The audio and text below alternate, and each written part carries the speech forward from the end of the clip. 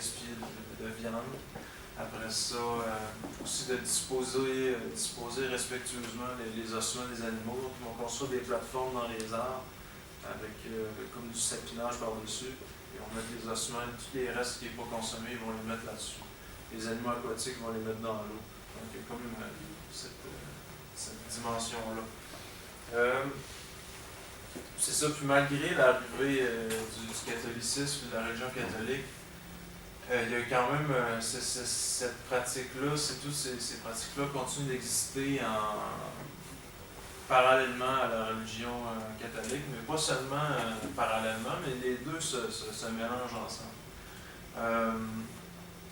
Donc, souvent, là, il y a des témoignages d'aînés qui disent, par exemple, il y a un homme, le père de cet homme-là,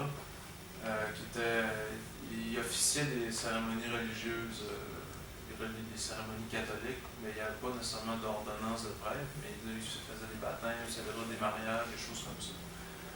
C'était un aîné qui était très respecté dans la communauté. Puis lui, il disait, notre Dieu avant c'était le maître du caribou. Là, maintenant que les Blancs sont arrivés, ils nous ont présenté leur Dieu. Et comme il n'y a qu'un seul Dieu, c'est sûrement le même. C'est sûr c'est le même. Donc lui aussi il disait, Dieu a donné à chaque peuple une façon de l'adorer. Les Indiens ont leur vache sacrée, les Indiens blancs. Il dit, nous c'est le caribou, les Blancs c'est les hosties. En tout cas, lui, chaque peuple a sa façon d'adorer Dieu. Puis ça l'a fait, c'est ça, ça l'a créé comme un métissage religieux. Donc souvent il comparait le maître du caribou à Jésus. Il dit, tu sais, Jésus, en ressuscitant, il dit, vous me trouverez là à telle journée. Lui, il dit, c'est la même chose, le maître du caribou nous dit, vous trouverez mon troupeau là à telle journée. Donc pour eux, c'est une même manifestation de force. Donc ici, j'essaie de faire un petit panthéon des maîtres des animaux. Donc il y en a plusieurs, là, comme vous voyez. Donc il y a le maître du caribou qui est considéré comme le maître le plus puissant, le maître qui gouverne les autres maîtres. Donc lui, après ça, il y a des maîtres auxiliaires comme Messinac, le maître des animaux aquatiques, Uhuapeu, le maître du hibou. Mais donc ces maîtres-là auxiliaires contrôlent d'autres espèces. Donc par exemple, Uhuapeu, le maître du hibou, contrôle le maître du porc-épic qui lui contrôle le porc-épic. Puis Uhuapeu contrôle aussi les lièvres, les perdrix, les corbeaux. Donc, souvent les maîtres vont contrôler plusieurs animaux. On a des animaux, des maîtres aussi qui sont en dehors de ce panthéon-là un petit peu. Entre autres le maître du loup qui lui est considéré comme un indépendant, qui un peu comme un charognard qui est grappillé un petit peu partout. Il y a des maîtres aussi qui sont considérés comme étant malfaisants, comme le maître des grenouilles, Anikapeu s'appelle. Donc il y a plusieurs légendes à propos de lui qui kidnappait les femmes dans les tourbières, donc les amenait dans une espèce de monde souterrain dans les tourbières, ou qui se transformait en femmes, en jolies femmes pour prendre avec lui les chasseurs solitaires. Il y a aussi l'histoire du maître, la maître de la mer, qui est vraiment, moi je trouve, les autres aussi, elle trouve bien drôle. Il y a un aîné qui me racontait cette histoire-là. Il disait une fois, le maître du caribou il était fâché contre les Inuits. Donc, il ne voulait plus lui donner de viande de caribou. Donc, les Inuits étaient en famine, ils ne pouvaient plus manger. Fait que là, ils ont fait appel au maître de la mer. Il dit, lui, c'est comme notre avocat. Il dit, quand on n'a pas d'autres options, on s'adresse à lui. Puis lui, il est capable de raisonner le maître du caribou en lui disant, si tu ne donnes pas à manger aux Inuits, aux humains, tu vas... toi aussi, je vais bloquer ton sphincter anal, tu ne pourras plus aller aux toilettes. C'est comme ceux qui manquent de bouffe. Fait que là, dans ce temps-là, il donne du caribou, c'est pas trop là, tu sais. Et ça, les gens, ils racontent ça, puis ils trouvent ça bien drôle, là, que ça se tape ses cuisses, puis comme quoi, la religion, c'est pas toujours ennuyant.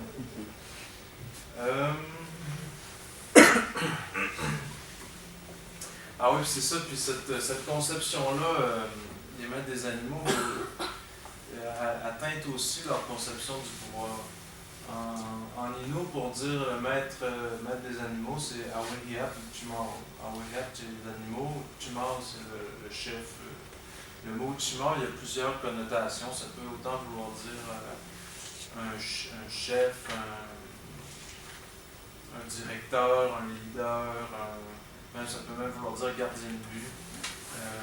Donc, on l'applique à plusieurs choses, plusieurs concepts, mais entre autres à celui de gouvernement. Donc, pour dire le gouvernement, on va dire Chicho-Uchimon, c'est-à-dire le grand chef, la grande instance de pouvoir. Donc, c'est un peu, il assimile ça un peu à la même réalité. Par exemple, à l'époque de la sédentarisation, il y avait un homme qui était fâché contre le missionnaire. Il disait: ton gouvernement ne donne pas à manger. Il dit: fait que moi, je vais aller voir mon gouvernement à moi, le maître des animaux. Donc, souvent, ils vont faire parce que le gouvernement s'est manifesté dans leur vie un peu de la même façon que le maître des animaux. Donc, en leur donnant de la nourriture. Donc, souvent, c'était des aides de nourriture directe, donner de la farine, etc. Donc, souvent, ils ont assimilé un peu c'est pas que c'est la même chose, mais que c'est un même rapport. Ils ont la même relation un peu entre les deux entités. Donc, on te respecte, mais de ne pas manger, sinon on te respecte pas. C'est dans le sens. Il y a cette logique-là. C'est clair? C'est flyé un peu. On tombe plus dans le concret. Donc, c'est ça, des politiques coloniales. Donc, comme vous savez sûrement, donc c'est ça, il y a une historique de politique coloniale au Canada. Le moment fondateur, bien que ce soit pas ça n'a pas commencé là, mais je pense qu'on retient le premier événement du fondateur des politiques coloniales au Canada, c'est la loi sur les Indiens, qui s'appelait au départ l'Acte des Sauvages. Elle a été votée en 1876. Donc ça attribuait certains privilèges aux Autochtones qu'on connaît. Donc, absence, pas besoin de payer de taxes quand tu es sur une réserve, pas besoin de payer d'impôts. Quand on est sur une réserve, hors réserve, c'est privilégié, ça ne paye pas. Mais aussi beaucoup de restrictions. Donc, entre autres, on a créé les réserves, c'est-à-dire des petits morceaux de terre dans lesquels on voulait sédentariser les Autochtones. Cette loi-là visait surtout à contrôler les populations autochtones, mais aussi surtout les assimiler à l'État canadien, c'est-à-dire en faire d'eux des citoyens canadiens. Donc au début, la loi sur les Indiens, l'objectif c'était de naturaliser les Indiens. Donc à terme, on peut les affranchir de leur statut d'Indien pour qu'ils deviennent des citoyens canadiens. Donc, il y en a plusieurs Autochtones qui ont perdu leur statut comme ça en voulant devenir citoyens canadiens. Dans aussi la loi sur les Indiens, leur enlevait leur droit de vote, donc ils n'avaient pas le droit de voter aux élections. Ils ont seulement acquis le droit de vote dans les années 70. Aussi, il y avait des dispositions sexistes, entre autres pour les femmes qui, si une femme autochtone se mariait à un non-autochtone, elle perdait son statut d'autochtone. Donc, elle ne pouvait plus vivre dans une réserve, elle ne pouvait plus vivre avec sa famille. Cette disposition-là, elle a été abrogée dans les années 80, c'est pas longtemps. Dans les années 80, à cause des mobilisations des femmes autochtones qui avaient justement perdu leur statut. Aussi, il y avait des dispositions selon lesquelles un non-autochtone ne peut pas visiter une réserve sans l'approbation écrite d'un agent des affaires indiennes. Donc, on contrôlait vraiment les allées et venues dans les réserves. On a aussi interdit certains rituels. Donc, on les a interdits des célébrations religieuses qui n'étaient pas catholiques, etc. Donc, c'est vraiment une loi qui visait à contrôler les populations autochtones, puis les priver de leur autonomie, si on veut. Donc, le fondement de cette loi-là, c'est la prémisse de base, c'est de faire que les Autochtones n'étaient pas capables de gérer eux-mêmes, qu'il n'y avait pas de façon, qu'il n'y avait pas les capacités pour se gérer eux-mêmes. C'était ça la prémisse de cette loi-là. Donc, on en faisait des enfants à gérer par le gouvernement. Bien sûr, il y a eu après ça les pensionnats autochtones, qui étaient vraiment l'instrument par excellence pour appliquer les visées de la loi sur les Indiens. Donc ça a commencé fin 1800 au Canada, en général, mais ça s'est, surtout au Québec, en tout cas, ça s'est généralisé dans les années 50. Avant ça, il n'y avait pas vraiment eu de pensionnats autochtones. Pour la raison que le gouvernement du Québec ne voulait pas mettre d'argent dans les Autochtones. Donc pour eux, construire des pensionnats, c'était pas dans leur priorité. Donc ça a été un mal pour un bien pour les populations autochtones au Québec, parce que ce désintérêt-là du gouvernement provincial a fait en sorte qu'ils n'ont pas eu à vivre des pensionnats pendant 80 voire 100 ans de temps. Et ça a seulement duré une vingtaine, trentaine d'années au Québec. Ça fait en sorte que les langues autochtones au Québec sont dans une meilleure position que dans d'autres provinces canadiennes, où les pensionnats ont duré plus longtemps. Dans le fond, le but des pensionnats, c'était vraiment de faire sortir l'Indien de l'enfance. C'est comme ça que le ministre qui avait voté le projet de loi a dit, mot pour mot. Il voulait vraiment faire enlever que les enfants perdent leur identité autochtone. Donc, dans les pensionnats, on les empêchait de parler leur langue, on les retirait de leurs parents. Donc, pendant 8 à 9 mois par année, ils n'étaient pas avec leurs parents. Les pensionnats étaient gérés par des congrégations religieuses missionnaires, que ce soit les Oblats de Marie Immaculée ou même des missionnaires anglicans dans certaines régions. C'est ça, mais c'était vraiment comme les congrégations religieuses étaient vraiment comme des sous-traitants du gouvernement. C'était une commande de l'État canadien, puis à cette époque, l'éducation était quand même souvent gérée par les congrégations religieuses. C'est comme ça que ça s'est passé. Donc, c'est ça, la fréquentation du pensionnat était obligatoire.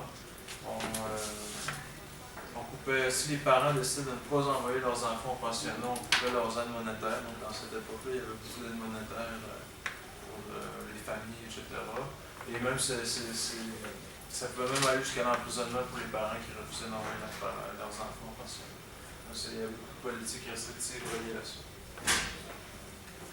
Bien sûr, on sait aussi que dans les pensionnats, il y a eu beaucoup d'abus sexuels, des abus psychologiques, de la violence, des enfants même qui sont morts dans les pensionnats, donc des mauvais traitements, la malnutrition. C'était vraiment un épisode assez sombre de l'histoire du Canada.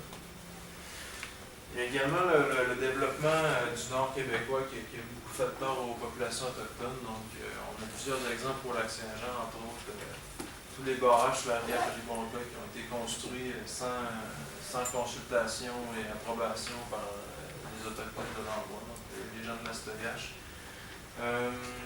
Donc on a construit ça sans même les consulter. Il y a des gens qui ont perdu leur chalet, il y a des gens qui n'ont jamais été consultés. Ils sont réveillés un bon matin puis leur territoire de chasse était inondé.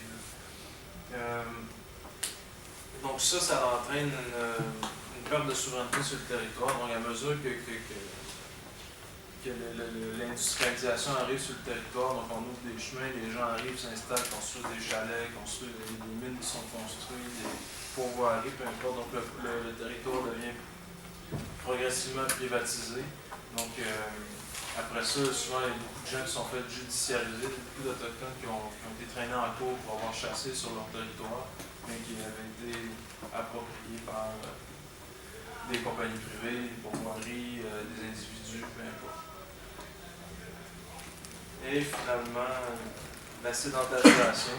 La sédentarisation, ça s'est passé, faut le comprendre comme un processus. Ça ne s'est pas passé du jour au lendemain.